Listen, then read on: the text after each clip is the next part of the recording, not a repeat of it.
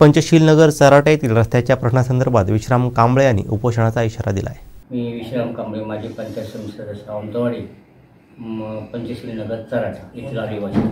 1971 पासून चराटा ग्रामपंचायतकडनं जे ओठोना सावंतवाडी रोडपासून ते आमच्या समाज मंदिरापर्यंत चराटा पंचशील नगरमध्ये जो रस्ता 500 मीटर लांब आणि 4 मीटर रुंद होता, तो त्या रस्त्यावर 1985 मध्ये खर्च पडला।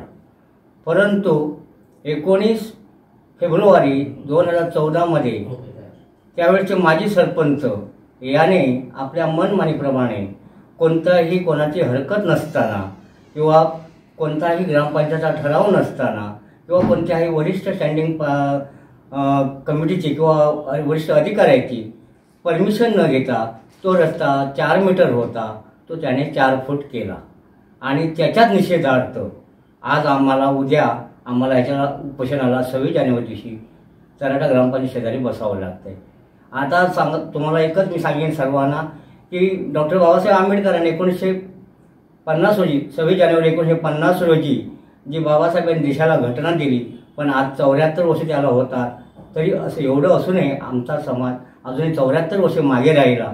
याला कारणीभूत त्या गावचे माजी सरपंच श्रीमान रघुनाथ यशवंत वाळके ह्या सगळ्या ह्याचा मेन सूत्रधार आहे। आम्ही जेव्हा जेव्हा अर्ज विनंत्या केल्या किंवा ग्रामसभेमध्ये बोललो तेव्हा त्या सरपंचाने, माजी सरपंचाने, तुम्ही कुठेतरी जावा, मी तुम्हाला काही इथून देणार नाही, तुमचं कुठे नोंदच नाही, तुम्हाला जे काय करायचं असेल ते करा, अशी नियमबाह्य कायद्याच्या विरुद्ध जाणारी त्याने जी धमकी दिली।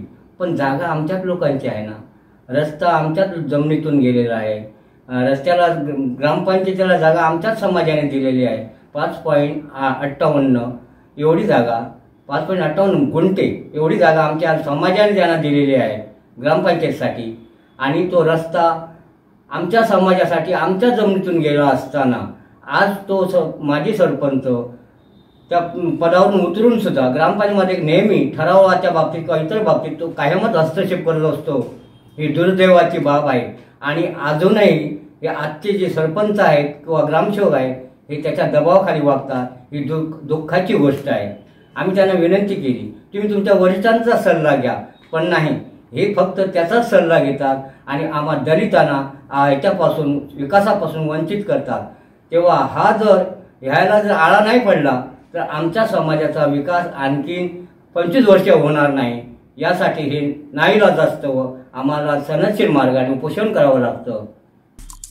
आमचे दिवसभरातले सर्व अपडेट्स, ताज्या घडामोडी आणि थेट लाईव्ह पाहण्यासाठी सबस्क्राइब करा, लाईक करा कोकणचं नंबर 1 महा चॅनल कोकण 7 लाईनचं YouTube चॅनल।